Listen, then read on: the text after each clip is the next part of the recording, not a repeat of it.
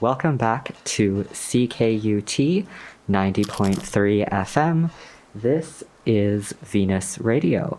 This is a crossover with Queercorps, which is another show that I host every Monday evening. I have with me my guests, the Montreal Trans Patient Union, which is a local organization that advocates for transgender rights in the healthcare system in Quebec and in Montreal. My name is Onyx, if you haven't listened before, he, him pronouns, and I am your host. My name is Jacob. I'm the administrator at the TPU, and my pronouns are he, him. I am Avery. I make resources at the TPU, and my pronouns are they, them. My name is Rachel. I run the Student Care Coalition, and my pronouns are he, she. Hi, I'm Alex. My pronouns are they, them, and I work on interviews and resources. Hi, I'm Tris. I'm going to be the next administrator of the TPU, and my pronouns are they, them. The Trans Patient Union, what we primarily believe is that trans patients need more power when it comes to advocating for themselves, broadly and more individually. We are an organization that provides resources and assistance to trans patients trying to navigate their care, and also advocates directly with clinics to try and get better standards of care and better practices at those clinics. Generally, like the patients we speak to, especially the trans patients we speak to, their doctors are using outdated practices, discriminatory practices. The care that they access is very poor. The bureaucratic structures that they have to navigate are very obscure. So basically, what we want to do as a union is we want to be able to be a space where patients can come to us with their concerns, their experiences, and we can advocate on their behalf. Directly with their providers, ideally, or maybe with their clinics. And we also want to explore other systems of accountability to make sure that patients have access to fair, just, and proper practices of care in their clinics. We kind of see it as taking the institution and structure of a labor union to the care models that already exist between trans people in their own communities and spaces, since it's already extremely common for trans patients to rely on fellow people in their community, someone else who's gone through the medical process, to walk them through their care experience. So now we've kind of covered the basics of what the TPU is, what patient unionization is. Let's take another step back and talk about kind of the origin of this organization and the path that it's been on from where it started to where it is now. We are right now the Montreal Trans Patient Union, but it was started at McGill University, which is of course, also very close to CKUT. And I would love to hear from Jacob, who founded this organization, what the sort of internal motivation and vision for it was at the beginning. It really started with me and like two other people who were frustrated with our provider, meeting with various people within the student union, meeting people within the clinics that we had connections to. It was really about just working through whatever sort of connections that we had to these institutions in order to reach providers and find a way to develop a dialogue with our providers. I remember actually there was this point where one of the people I was speaking to at the clinic said like, oh, well, I could probably raise these concerns that you're mentioning with me to the provider. Mm-hmm. And I was like, you can just do that. You can just like go up to the provider and like say, hey, your patients have been complaining about this thing. You should maybe consider doing it differently. I was like, you can do that. You're just like someone that works here and you can do that. And that like really stuck with me. Like after the meeting, I like went back and I was thinking to myself, I was like, we need like somebody who can represent us who can do that. It also started with us noticing that all these patients that we're speaking to have like the same challenges, mm-hmm. and that patients were learning how to navigate these models, navigate these obscure institutions. Oh, I've called 5 times and no one picks up. Their friend tells them, oh no, you have to email. They won't tell you that, but if you email, they'll give you an appointment. And it was this moment of like, well, why is it that you should only be able to navigate these institutions if you already know 6 trans people who've gone through the process? We wanted to make resources from there where it's like, oh, if we can take all this information from people and put it in this one spot. This way, even if you don't personally know trans people who've been through the process, you can still benefit from the experience and the knowledge that they've gone by going through the process in like a single location. This is also something that has come up occasionally in other episodes, especially when I was talking to Celeste and talking to other people that are doing trans organizing, is that like the more you sort of expand your reach and expand who you're talking to, the more things you learn about just all of the myriad of different problems that different people are dealing with, and also different solutions that people might have to the same problems. Being a patient in any way is always very isolating, and being a trans person is very isolating, but there are many, many other people that are going through the exact same thing. You just have to meet them. And, you know, especially with this organization's work in terms of things like the Meet a Patient project and the interviews, like direct interviews one-on-one with patients, helps bridge that gap and bring people together that might otherwise not, you know, have access to other trans people. Trans patients really do not have very good experiences in the medical system, like very, very, very frequently. That absolutely happened to me. I transitioned 6 years ago. I had trouble finding a doctor to treat me at first. I tried to talk, I didn't have a family doctor. This is another thing also, is that not only trans patients have a hard time, but everyone has a hard time because the medical system here is really not in great shape at the moment. So I didn't have a family doctor. I was starting to try and find one. I asked a doctor to refer me. I was looking around for clinics.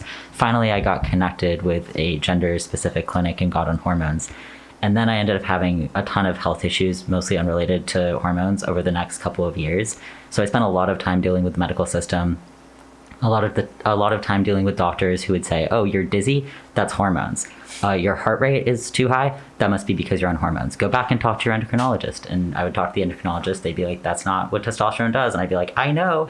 I don't know what to do." I had doctors ask me about my transition in very like invasive and transphobic ways, like, "What do your parents think? You know you'll never be a real man," like this type of thing. It was really pretty incredible. I had like a lot of bad experiences there. I had some good experiences too. Some doctors are more supportive than others. But it was really not a very nice time. I'm healthier now and I haven't had to deal with it for a while, but that really, I guess, radicalized me on some level about like how bad the medical system can be for trans people. This is something that I care about a lot because I am a person who's chronically ill and I'm not currently, and that is one of the things that's been a barrier to accessing medical transition for me, because the problem is when you combine these, you know, the healthcare system is not good for chronically ill people. It is not good for trans people, but also the parts of those medical systems that do kind of function don't talk to each other. So if I go to a doctor and I'm like, "Oh, if I go on HRT, how is it going to affect this? How is it going to affect, you know, various things?" Usually I get a blank stare. I don't, you know, getting surgery is more complicated, and GRS has some pretty bad practices, and we've heard from a lot of patients who had really bad experiences, and the chance of that happening is higher if you already have issues. When I go to the doctor and I'm not accessing HRT, I just want them to treat me like a normal patient, not a special patient with a special and weird issue that is completely inscrutable and needs to be referred back to my provider. I just want to come in and receive my care. If I'm going to a neurologist, I want neurological care normal way. If I'm seeing a cardiologist, I want them to treat me like any other patient. And I think based on what we were just talking about, there's like, you know, a couple things. Like I don't have the hormonal composition of a woman. I have the hormonal composition of a man more so. And that's what I want the doctors to be responsive to. But otherwise, I just want to be treated normally. And that's, I think, a really big issue for trans patients. And I also want to be listened to. I think that's another big thing. One thing is that, like, gender affirming care is not cosmetic, it is medically necessary. And, you know, especially with stuff like facial feminization surgery or facial masculinization surgery, a lot of cis people will just be like, "Oh, but like that's just like plastic surgery, you don't need that, like that doesn't matter." And like trans healthcare is important. And even if you don't understand it, like just because that's not important to you doesn't mean it's not important to somebody else, or like life or death to somebody else. Yeah, absolutely. A lot of these medical procedures that might be viewed as plastic surgery are not really just plastic surgery, but are really important, and as you said, in some cases, life or death procedures that people need to be able to survive and to live their lives. And hopefully that is something that more people can come to understand. But I think that is something that is just so vital in terms of people taking us seriously and just understanding trans care. I think a big problem both in the medical system and just in general is that trans people are not viewed as a credible people to talk about their own experiences and to make judgments about their own lives and bodies and like identities. And this is something that I think, like I said, like in the medical system, obviously this is very important. Like when you're talking about informed consent and doctors who, either don't use informed consent and require, like, I was reading a patient interview very recently talking about their doctor requiring them to have a letter from a psychologist just to access hormone therapy, which is so far removed from any current guideline or from any current thing that is recommended. But it comes from this idea that, no, you can't know that you need hormones. A psychologist has to say that you need hormones. But of course, I think it's impossible to talk about that without talking about a little bit about the broader, context of like trans people are just not trusted or viewed as, competent to discuss this at all. Which is hard because I think fundamentally it's not just a shift that needs to happen in the medical system. It's a shift that needs to happen in culture, but pushing for that in the medical system is obviously one component of that. And that's, where I focus my efforts. I mean, my 2 cents is very directed at doctors, but also like white and Western people. Cultural competency is a really big issue. I did an interview with a Muslim patient who had a procedure at GRS, and in their consent forms, they explicitly said that they would not accommodate her dietary restrictions. She can't eat pork. It seems like a really simple thing to accommodate, but it's something that should be happening, but it's just not. And then I mean further, like speaking from my own experience, I'm Lebanese, I'm from the Middle East, and right now Israel's dropping bombs on Lebanon. And yet my doctor prescribed me a medication like manufactured in Israel and didn't tell me. Like it seems like a no-brainer. You'd be like, hey, look, this is probably something you don't want. So now I have to go back and I have to talk to them and say like, I want a different prescription. But those things really need to change, and doctors need to be thinking about these things because they're really important to patients. Let me try and summarize some of our current projects. We're going to do a workshop with exposures on September 21st. We have a town hall talking about race and transition coming up soon. If Alex could weigh in when that's going to be.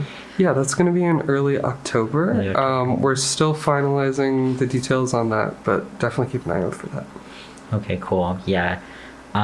We also are always working on resources and publishing new resources soon. We're always taking patient interviews.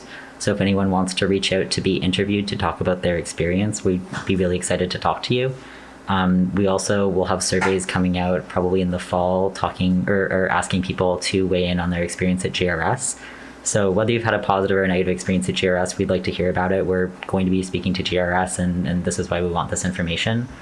Well, I hope you all out there listening have a great afternoon, and I will see you again, or I suppose you will hear me again on Monday and next Thursday.